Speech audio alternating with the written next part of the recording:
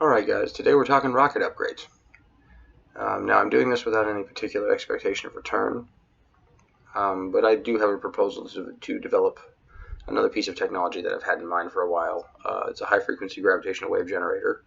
I do know there's a patent that the U.S. Navy already has on one, but mine is significantly different, and I don't know if it'll work or not, but that's why I'm doing this. I'm trying to provide some outsized value to parties that might be interested in doing such a thing by sort of giving these rocket upgrade ideas out for free. So if you have any interest, I'll leave some contact information at the end of the video. Feel free to get in touch. That'd be cool. But let us proceed. So the first thing we're going to cover is drag reduction. Back in the 90s, NASA did an experiment with an F-16. There were several. And a few different ones ended up supercruising. The F-16XL was a cranked arrow wing design, which is almost like a delta, but there's like little winglets on the very end of the delta wing. That one managed to supercruise. I think it was Mach 1.1. But the experiment I'm talking about specifically is an F-16 that was wrapped in a membrane. This membrane was covered, just absolutely covered in little tiny holes. And underneath the membrane, there were vacuum hoses run that would suck in air. So they got the F-16 up to height, up to altitude and up to speed, turned on the vacuum system, and by pulling the air in all underneath this membrane all around the aircraft, it actually dropped the total amount of aerodynamic drag on the aircraft significantly enough that it allowed it to supercruise. So that's principle one. Now with a rocket, say if it's single use and you're not having to bring it back down to Earth and worry about it burning up in the atmosphere, you could actually do it really simply like that. You could just have a membrane with vacuum hoses run underneath, run a vacuum pump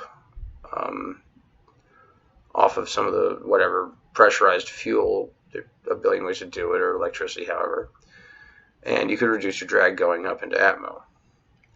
For something that has to come back to Earth, where something like a membrane would probably burn up, I would suggest, so specifically SpaceX, I would suggest a 3D printed skin, where the skin acts as both the points of inlet for the air and for the passageways of said air.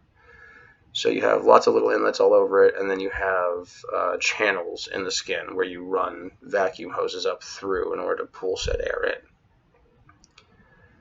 Now something the F-16, the experiment back in the 90s with the F-16, was something they didn't do, was they didn't introduce any of these cold gases into its exhaust stream.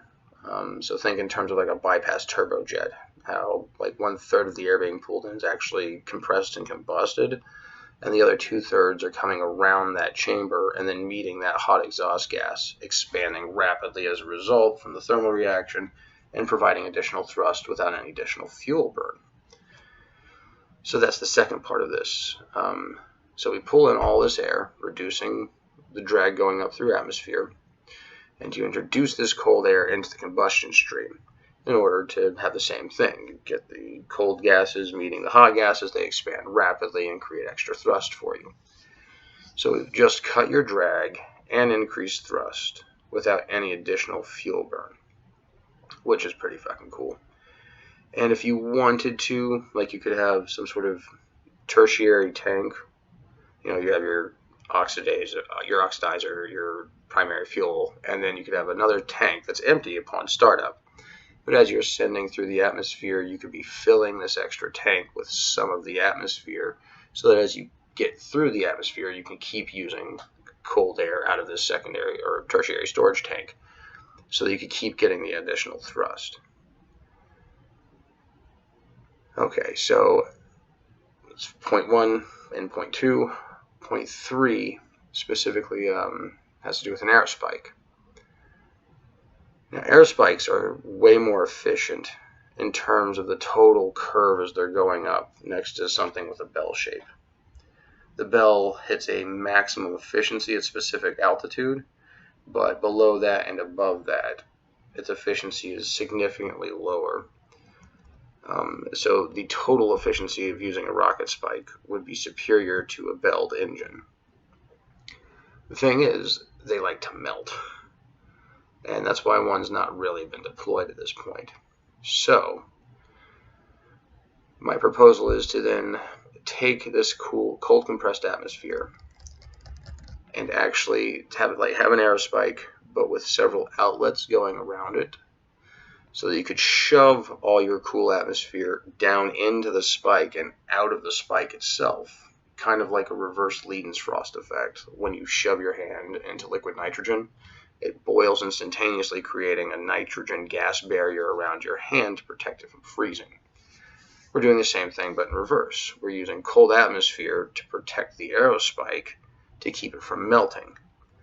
And it still has the added benefit of the cold air meeting the hot air and creating more rapid expansion. So you could increase the thrust off the aerospike and make it reliable.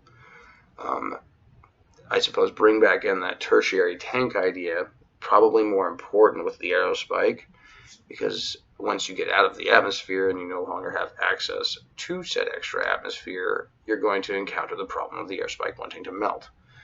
So then you're going to have to start storing some atmosphere as you're ascending in order to make sure the aerospike doesn't have, a major malfunction.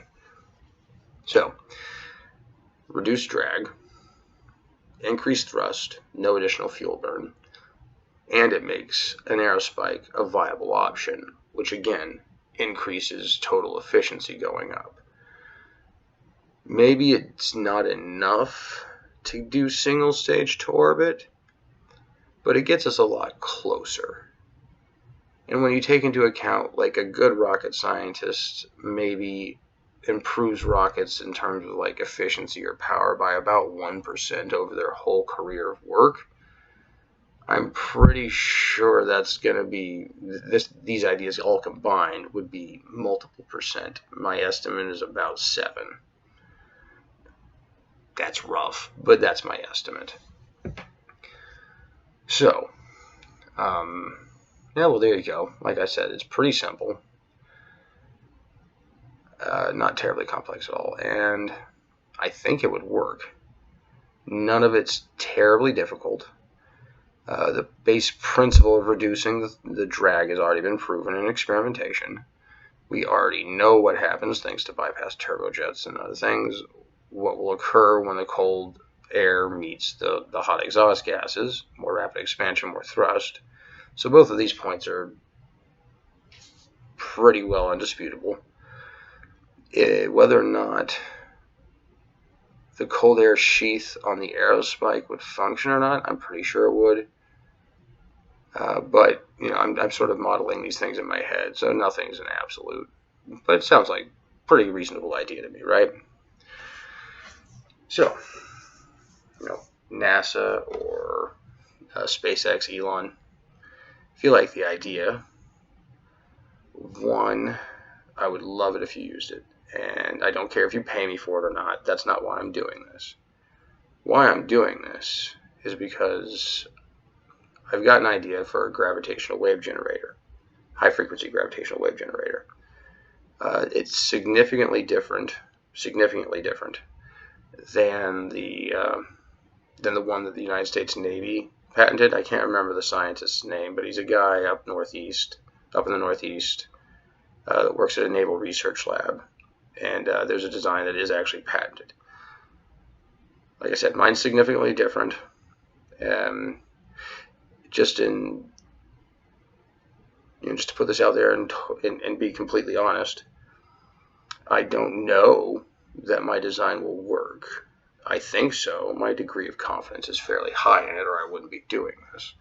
But I'm not that Theranos bitch, so I don't want to be perceived as someone that's lying or reaching too far or whatever, trying to pull someone's leg or defraud anybody. But anyway, my request is a couple of engineers, a budget, and 3 to 6 months to fully nail down a design. I already have it in my head, and I have an engineer buddy that's helped me with it too. But he's just getting done with his bachelor's, and people with more experience might be welcome. So that's my request. Not a paycheck, not a job, but help in developing my own product. Highly experimental, but I think there's a very good chance it would function. And if I'm right, like, your risk to reward's not that bad. Like, your reward would be huge if I was actually able to build a high frequency gravitational wave generator. And I mean, I'm thinking like a couple $100,000 in terms of a budget. It wouldn't take much. The engineers I have helped me design it. I would probably also have helped me assemble and test it. And if it works, it works. And that's awesome. If it doesn't, well, that's unfortunate. But I did, say on the front end, that's not a certainty. But that, there you go. Those are my ideas. That's my proposal.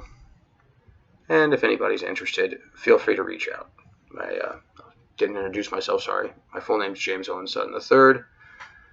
And you can find me in Bixby, Oklahoma, if you're all that terribly interested. Email is, old college email, but I still use it. saintr85@gmail.com.